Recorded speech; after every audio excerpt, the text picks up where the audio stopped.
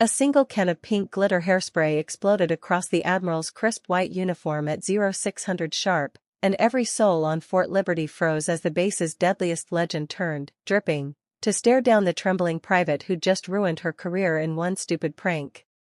If you love your mom and dad, hit that subscribe button right now and show some love to the channel that brings you stories like this every week. The morning sun had barely crested the pine trees ringing Fort Liberty when Private First Class Riley Kane jogged across the parade ground with a prank kit tucked under one arm and a death wish under the other. She was 19, fresh from basic, and convinced that the only way to survive her first week in the 82nd Airborne was to prove she belonged by pulling the ultimate rookie gag. Her target, the empty chair in the officer's briefing tent, where some unnamed lieutenant was rumored to sit for morning roll call. Riley had bribed a supply sergeant for a can of industrial-strength pink glitter hairspray, the kind that stuck to Kevlar like shame. She slipped inside the tent, heart hammering, and unloaded the entire canister in a shimmering cloud. The chair sparkled like a disco ball. Perfect. She darted out, laughing under her breath, already imagining the viral video she'd never actually film. Except the chair wasn't empty for long. At precisely 0600, the tent flap snapped open and Vice Admiral Elena Voss strode in, 3 silver stars blazing on her collar, the only woman in Joint Special Operations Command history to command an entire carrier strike group before age 40. She wore the summer whites because she was due on the parade deck in 5 minutes to pin jump wings on the newest paratroopers. The cloud of glitter caught her full in the face. Pink particles exploded across her medals, her cover, the eagle-embroidered shoulders that had stared down pirate fleets in the Gulf of Aden. The tent went silent. The aide behind her dropped his tablet. Riley, peeking from behind a stack of ammo crates, felt her stomach drop through her boots. Voss didn't scream. She didn't blink. She simply turned, glitter sliding down her cheek like war paint, and locked eyes with the only soldier in the vicinity who looked ready to bolt. "Name and rank," she said, voice calm enough to freeze blood. "K. Kane, ma'am. Private First Class."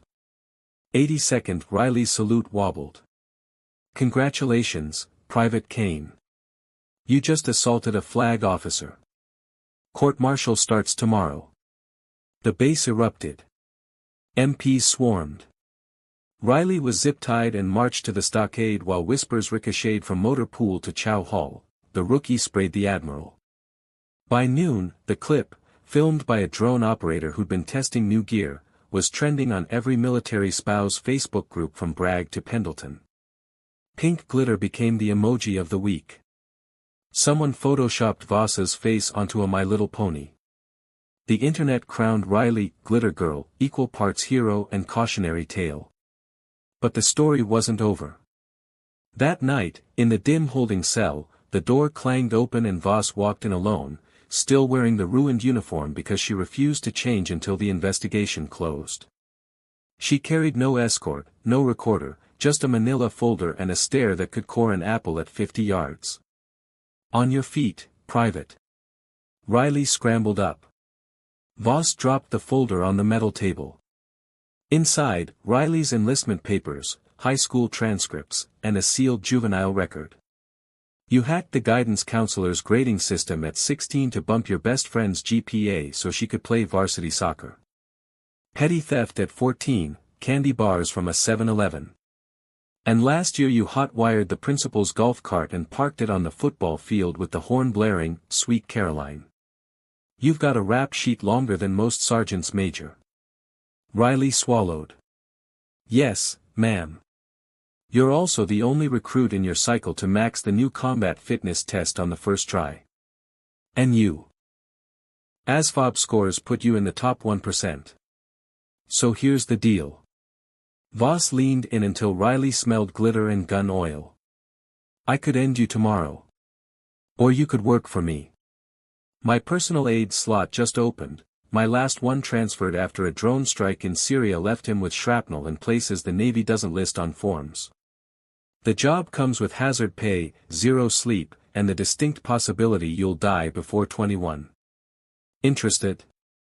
Riley's brain short-circuited. "You want me to be your aide?" After I turned you into a unicorn? I want someone who can think 3 moves ahead and isn't afraid to break rules when the mission demands it. The glitter was stupid, but the execution was flawless. You breached a secured area, neutralized a high-value target, and exfiltrated without detection. That's talent. Waste it in Leavenworth or hone it in the field. Your choice. Riley chose the field. 3 days later she was on a C-17 bound for Djibouti, dress white swapped for desert camis, glitter scrubbed from her soul but not her reputation. Voss ran her like a sled dog, 0400 PT, 0500 Intel briefs, 0600 Swahili lessons because the Admiral believed language was a weapon. Riley learned to brew coffee strong enough to wake the dead, forge Voss's signature well enough to reroute a destroyer, and spot an IED from the glint of a soda can at 200 meters. The Admiral never mentioned the prank again, but every time Riley screwed up, and she screwed up plenty, Voss would tap the faint pink scar on her own cheek and say, "Remember who you work for." 6 months in, the twist landed like a hellfire. They were aboard USS Abraham Lincoln in the South China Sea when Intel flagged a rogue submarine shadowing the carrier group. Satellite pings placed it running silent, possibly carrying ballistic missiles aimed at Guam. The strike group commander wanted to sink it. Voss, acting J2 for the op, argued for capture, alive, intact, crew questioned. Tensions boiled. Then the sub surfaced. At night, running lights off, and launched a drone swarm straight at the Lincoln's deck. Riley was on the bridge when the first drone struck the radar mast. Alarms howled. Sailors scrambled to CIWS stations.